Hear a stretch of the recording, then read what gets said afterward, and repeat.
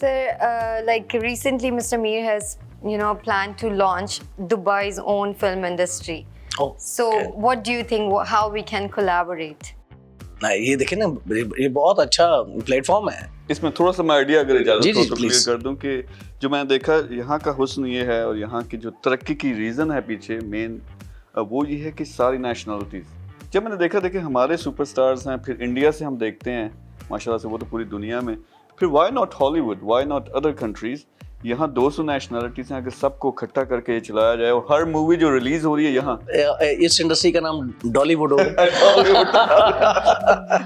लोग नाम ही सारा लग गए। तो इनका जो क्वेश्चन था कि इस तरह की हम एफर्ट कर रहे हैं, बल्कि ये जो शो है इंशाल्लाह से जो नेक्स्ट इसका पूरा सीजन आ रहा है वो मैं कोशिश कर रहा हूँ कि 2-3 nationalities top celebrities from 2 different industries उनको बिठा के तो हम गपशप लगाएं।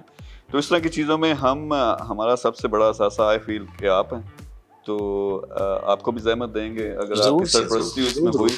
और बाकी हम बाय द वे अभी गपशप हो रही थी, कई कंट्रीज ऐसे हैं जहाँ पे आपका वर्ल्ड टूर भी हो रहा है। जी हाँ जी, वर्ल्ड टूर हमारा स्टार्ट हो रहा है 20 जून से।